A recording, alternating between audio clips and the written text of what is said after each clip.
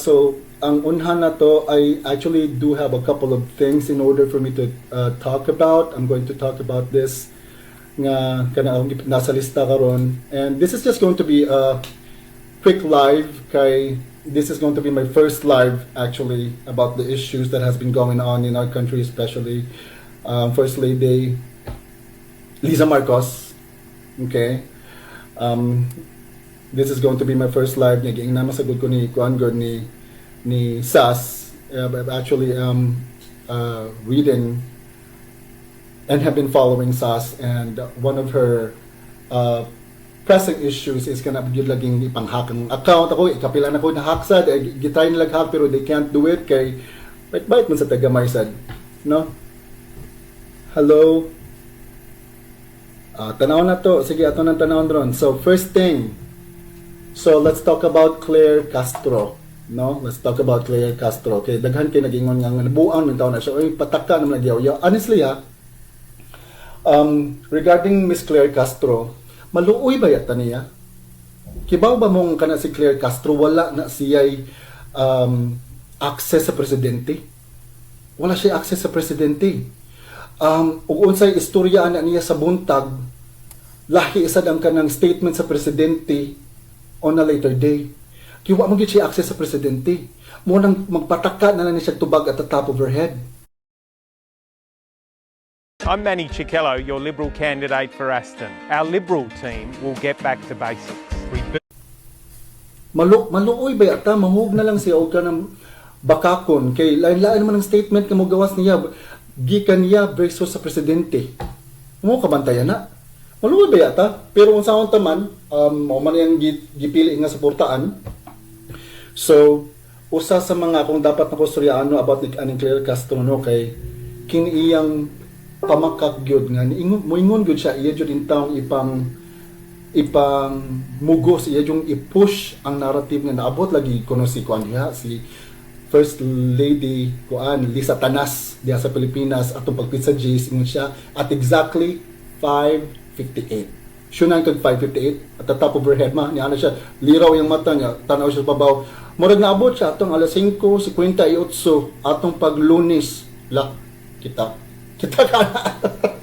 So that was really obvious no na at the top of her head yun na big storya no. And then paghuman on a later day ana na po siya na actually kanang probably earlier than 5 o'clock. Earlier than 5 o'clock na sa diyang gingon. So mga pasado alas 4 na po diyang gingon. So unsa man gyud. So akong gi-calculate awaha mo ning hitabo man gud. Dool kini sa mga balay ang katong venue nga nahitabuan nga nakita ng balay patay nga lawas ni kuan ni Pau nya hibong ko nga porte yung sa baang nya gahilira diri man gud sa America gud basta even ang kanang mga homeless nga kanang magkagubot grabe kaayo sendan og kanang kuan fire truck sendan og kanang ambulance sendan og pulis nga usara ka buok nga kanang homeless ang kanang nanghasi muna diri sa America muna diri so moto nagkakuan na kana nagkagubot na ng kwanto mga pasado alas 11 padung to siya alas 12 na nagkagubot na dapit sa kanang Beverly Hilton nagkagubot na dito dapita unya anak ko na unsa na pud kanina tabo dihi ay so nagtukog fire drill kay they normally have their fire drills pero kana it's out of season magkay fire drill nila oy tungod siguro ni sa katong recent fire diri sa kuan sa California mo nang ilang mandatory siguro nga sayo ang fire drill pero okay so wala rasad ko and then on the later days na ato dito na nako nabasahan nga naay din nakitaan nga patay nga lawas ko na ha so na-connect mo ditong pagkahitabo adi ay so pagano nako mao dito katong nagkagubot atong mga kuan mga pasado alas 11 padung alas 12 atong pag kuan sa pizza 8 sa Sabado mao dito siya. So what you don't know man good here in the United States, in all of the states here in America, is that police records or anything nga kanang mga panghitabo that has anything to do with the public safety man good, you will have access to that. It's public records upon request. However, mubayad kag dako-dako sa lagi nga kwarta. So anyways, Mauto, I was like, oh, okay, since I live nearby, might as well. So pag ato na ko, masurtian ko nga ang gabantay dito is ang ako ang kanang kliyente. Kliyente na ko. So dila ko musulti gyud kung sa akong trabaho or what I do for a living, but kliyente na ko. Kunya mauto kanang makana ko mauto kibaw ka, it's ano siya much better nga kanang ako ana lang i-forward nimo as document. So I gave them my email address, and then moto naghuwat kong mga pila ka adlaw yung pag-ano nako katong moto nag-video na yun ko dito, pero wala pa to na kung kuan document ato ha. Katong second video na ko na about ni kanang Paulo Tantoco, second video nga nagpaatbang na pud ko sa Beverly Hilton, wala pa to na kung document ato. So I was just recounting dito na ko na-introduce ni Maharlika, ni Sas, and everyone else. Nya ko na maudi ay nagkonektado gid tanan. So mo to after a few days ato dito na nako na receive ang document na akong gi-request via email, and then na-shock ko sa content. I was totally shocked. What jud ko kibaw sa ano ko. I was reading, but whatever I was reading, my mind could not comprehend. It was an insane amount of information, mind-blowing gid gani kaayo nga. Wa ko kibaw unsa ako pag-process atong information, so nagpanic ko. I started panicking kinsa man akong kontakon na ni, who should I talk to about this? If you're a Victorian homeowner and sick and tired of your high gas bills, then this video is for you. There's a government-backed rebate. Safety will be on the line if I'm going to have this information by myself. Of course, prior to that, kiba mo gud ko na nakapost ako videos about ani mga pagtabo. Pag ana na lang ko, kaya ba ani unsa man ako ni ron. So I contacted my closest friends and my family members, and I sent them everything that I got. Every information. Guys, I'm really sorry ha, but it's really hard for me to talk in Tagalog. Lain di paminawon, mura ko sa it's really hard for me to talk in Tagalog.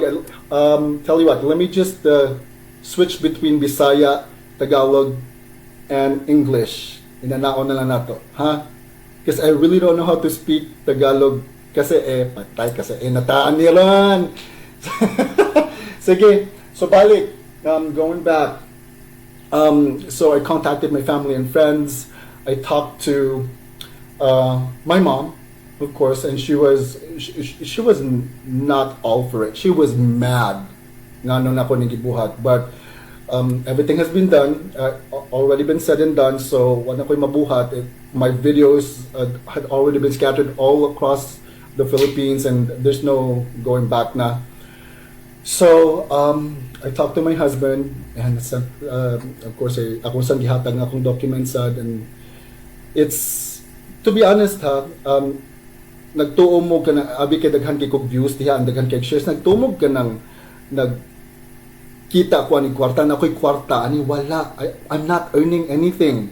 This is just for the pure love of my country and my countrymen, basically. Wa jud ko nakakwarta ani kay nganong ilang mga ipang report usa kong ipang post, puros man mga red flag. I am not earning anything.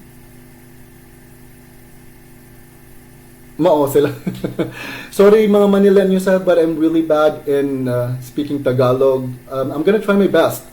So going back, I am not earning anything because all of the posts, every bit of information that I have shared here sa Facebook, ilang gipang report and everything is a red flag. So I'm not literally earning anything. So you can share, you can comment, whatever you want. I'm not earning anything.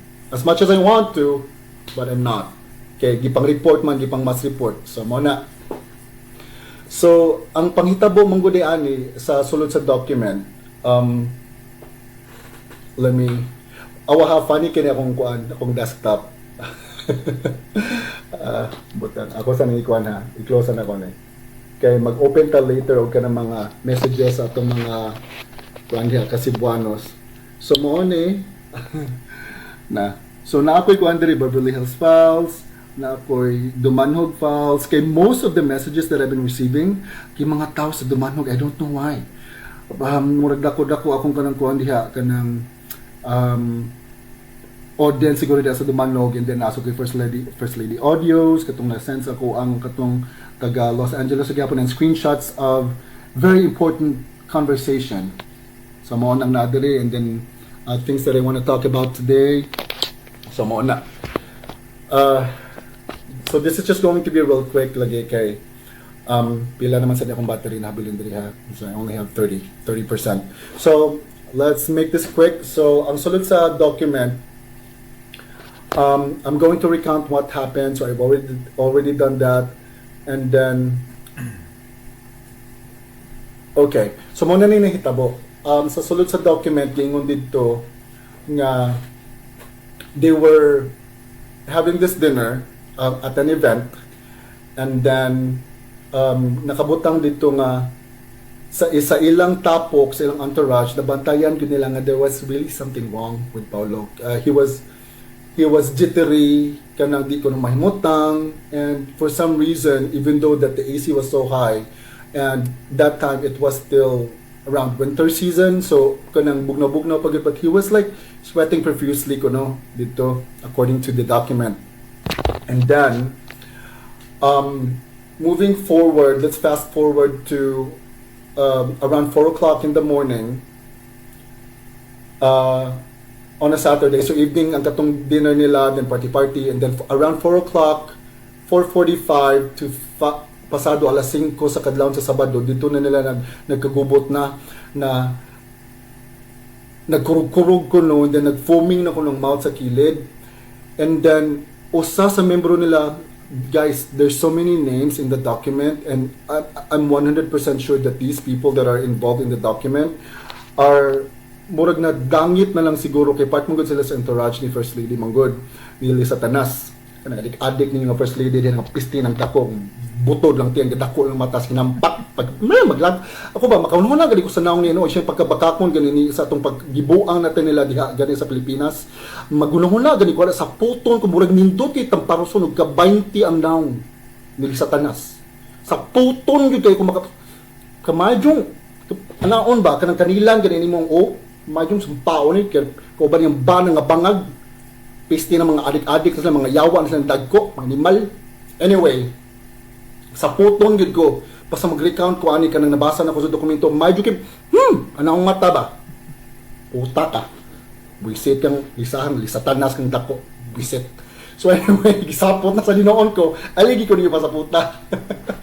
So, dito na, mga pasado alas 5 dito na nag-foam, nag-mount niya. Usa sa kanang kuan part silang entourage, ganahan gyud kaayo mo tawag og 911. Curse buhi pa man, nagkuan pa ba kanang nag-seizure ba, mo nagkurug-kurug ba. And then namunday dito na nag-OD na ditong, pero ilang gi pugngan. Wala gyud nag sugot og kanang mo tawag 911 or report it. Ilara gyud intawon mugunhon na. Ilara jung gipasagdaan intawon nga mamatay ang tao. So they literally have almost more than 7 hours to report what was happening on a Saturday. They literally had the time to save the person, but they chose not to. Muna nakabutang dito sa document.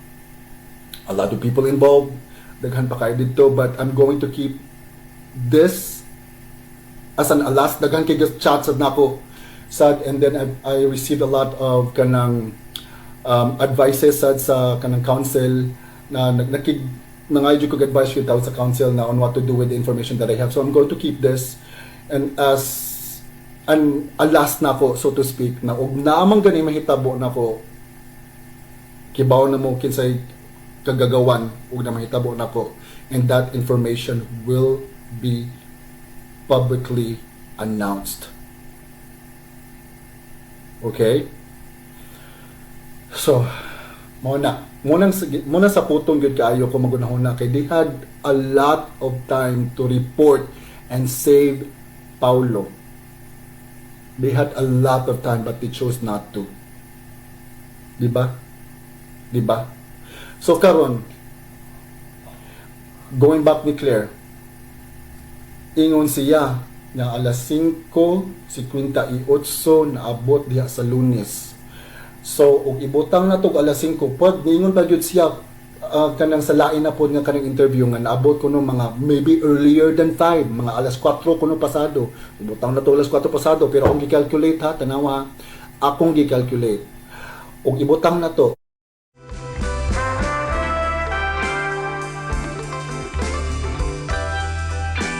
ingon man siya alas 5:58. So ibutang na nato og alas 6. Butang na nato og alas 6 naabot ang giatay ang demonya. Wa rin na namatay, wa rin na na-crash ng private plane, piste ng hinampak ng mga yawa, mga kawatan ato ang kwarta na nila tanan hinampak sila. Ang mga dagko kita mga taxes pero na nila tanan. Kabadong balbalok tam na natay.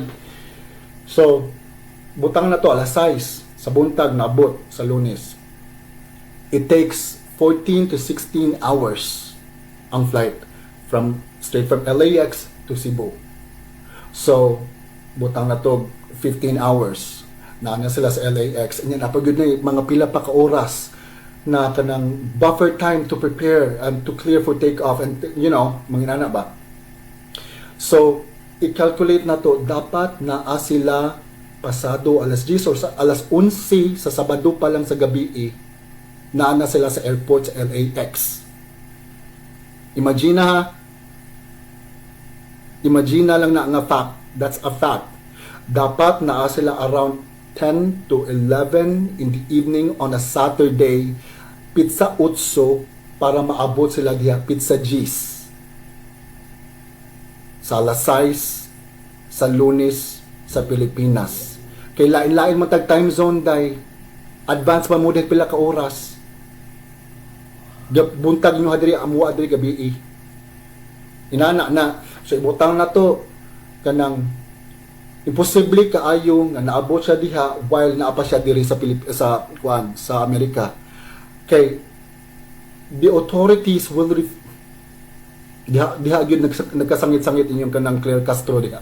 The authorities will prevent them from flying from LAX to the Philippines when na-questionable kaayo nga namatay. Part kasi entourage nga namatay nga questionable kaayo. Diba? Ako ba kanang nagka-split ends ko magunahon na sa kabakako ni Claire. Nga maluoy na lang sa town ta kay wala siguro na nakikonvene sa Office of the President and the Office of the First Lady, siguro, wala na nakikonvene. O sa may istorya na ko, uy, unsa man, wa pa man naabot niya, o pangutanon ko na unsa naman, ay may namatay. So, muingon na lang kung alas 5:58 sa Lunes. Bayot, alas 5:58 sa Lunes, dapat, o mula, maabot sila diha, dapat na sila diri. Sabado pa lang, sa alas 8, alas 11, nanasal sa airport to prepare to fly. Diba? Common sense, Claire. Common sense. Common sense ba, ha? Bugo naman, inataya ko yung potro sa ka. Unsa na sa kanang drogaha sa namang gikuan, ha? Gisimhot. Kini guys, din siya drogaha, kuan siya. Pohoping. So, nata sa Amerika, pero adik yung kung gikuan yung pohoping. Kaya maglabad akong umo, yun yung akong kanang pangkuan sa akong labad sa akong umo. So, muna, sa kabakako ni Claire Castro, no? Sa pagkabakako niya, ambot. Pataka na lang storya. So, muna ni Ron, kinimanggod siya, the main reason, this is what I think is happening, ha? Naghimo-himo na lang siguro na sila ka ng event kay kabantay ka kuan kayo timing kayo sa adlaw nga gipunit si President Duterte, former President Duterte, the same day na katong nagparty-party sila diri sa Amerika. King katumanggod mga panahon na manggod, actually you may not know, I've been convening with other content creators na sad, di lang na kumusulti yung pangalan because we're not supposed to be in contact with each other. But money, ang sulti man good is murag ilan na lang diversion himo na lang si First Lady as kanang pang divert na lang gani sa mga panghitabo diha para di ta makafocus sa presidente. So focus ata sa goal karon ato usang padag-on ang PDP laban o ganahan gyud mo nga makauli si former President Rodrigo Duterte. So kini manggod katong pagka-adlaw nga gipunit si presidente o naadiri ang first lady kato sila nag-andam na dito sila sa uprising. Nag-andam sila og magkagubot ba kay kibaman gud sila na grabe kayo ang support nato diha sa nato mga Pilipino ni former President Rodrigo Duterte. So mao to nag-ready to sila nato sila diri sa Amerika if in any case na ay may panghitabo nga grabe kayo nga uprising nga masuko ang mga Pilipino mag people power kato actually ilara tong kanang kuan kanang reason na lang yun to nga murag na ako ng inventory pero ang pagkatinuod yun ato is naglikay sila ma-persecute. Naglikay yun sila. Mawag yun tong tinuod. And katong pagkapunit nila ni kuan ni former President Rodrigo Duterte that day, that was unconstitutional. That was unlawful. Kiba mo nga no?